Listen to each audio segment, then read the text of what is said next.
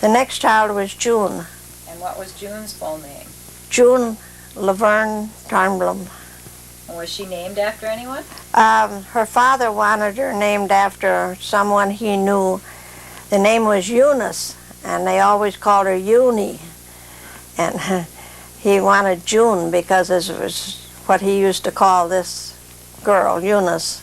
Was it an old girlfriend? No, it was somebody that worked in a restaurant that they were always kidding around about. And then, I don't know where Laverne popped in. I don't remember how we got that. What was June like as a child? She was very good. She was good. She, her dad told her once that if she'd pass Alvin in school, he'd give her $1. So the first day she was going to kindergarten, why, she says, "Where should I pass Alvin? Up on by the bridge or down on a corner?" We come to visit my mother, and she lived on Washington Street, and they lived up on a bank. And I left the car in the driveway, and it was a slope, like a small hill. And June and Alvin got in the car, and they released the brakes, and it started to go back down over the bank. And somehow or other, we stopped it before it went over the second bank. But they didn't get hurt, but they could have been hurt bad if they'd went over the second bank. The next child born was Mary. Her name was Mary Louise Tornblom. She was born in the 12th of June in 1932. And was Mary named after anyone? Mary was named after Nelson's mother. Her name was, he said her name was Augusta Marie, so, and I don't know really if that was her, because they said that the grandpa's name was August, so I don't know. I got kind of mixed up with the names there. But anyhow, Marie was the second name, so we wanted that. How did Alvin and June react to having a new sister? Well, Alvin and June, it didn't bother them a bit. They were good about it. Well, when Mary was a child, she was real religious. She was always talking about going to church, and she had an imaginary friend, Tiny Tim. And Tiny Tim and her were always going to church, and they were singing and all this and that. And then when she got school age, well, she kind of dropped all that. She didn't have Tiny Tim as an imaginary friend anymore. But there for a while, he was quite a friend of hers. Did she let other people know about her friend? Or Oh yeah, she was always talking about Tiny Tim. what happened to make you move to Oldwine? When we moved to Oldwine, why, Dels was working for his brother-in-law, Ed Holmberg, and they wanted to expand their business, so they got a store in Oldwine, and then they sent him down there to work. And then he was going to be a partner in this store, but it didn't work out, so Ralph went down, and then they worked for a while. Ralph Holmberg was a nephew, and it didn't work out, so they finally closed the store. Did you work with I worked in the store for whenever I was needed. Who took care of the kids when you worked in the store? Well, I usually went down to the store when the kids were in school. Is this during the time that, what happened so that the store didn't work out? Well,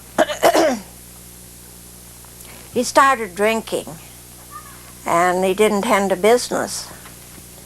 So automatically the store didn't plan out.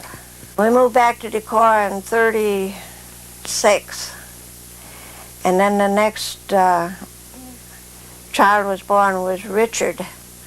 He was born the 26th of October in 1937. What was his full name? And Richard Dean Tornblom. Was he named after anyone?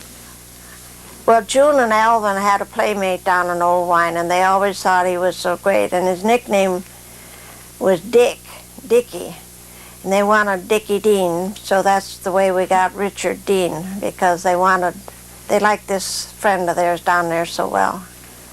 So they named Dickie Dean was Richard Dean. What was Dick like as a child? He was a very fussy, crabby baby. But when Dick was a kid, I don't remember too much about him, but I remember that he was always more fussy and needed more care than the other children. And I remember once he was playing in the yard and we had an outdoor open cellarway. And somehow or other we had a can of kerosene down in the basement, and he got a hold of that and drank a little bit of it. And I took him to the doctor, and the doctor gave him something to make him throw up, and so it didn't hurt him any, but that's the most thing I remember about him. And then when he was smaller, he had kind of an abscess on under his jaw, and those two things are about all I remember about him. The next born was Neil, and he was born in Decorah, Iowa, the 28th of December in 1938. He was real good. He had to be good because Dick was more crabby and fussy all the time. What was Neil's full name? Neil Edward Tornblom. Did he ever have a nickname? Yes, he had a nickname after he grew up and got older. Well, when he was about 4 or 5 years old, he got a nickname. He nicknamed himself Peter. And he had broken his leg, and he was fussy because I imagine it bothered him a lot, and he was crabby, and my stepdad kept saying he didn't want that crabby kid around anymore, and if he knew what his name was, why, he wouldn't let him in the house. And he kept on and on and on with that, and finally Neil says, I know who that kid's name is. So Jim asked him who, and he said, Peter. So all right, Jim says, we won't let Peter in the house anymore. And that's how he got his name, Peter. And it stuck with him for many, many years. Was Neil named after anybody? Well, I heard the name Neil way back when, and I always thought it was a nice name. And then Ed Holmberg was, I think I named him Edward after Ed Holmberg. We stayed in Decorah until Neil was 2.5 or 3 years old. And his dad didn't support us anymore, so we went to Viroqua, and I lived with my mother. The whole family did, and then Alvin went to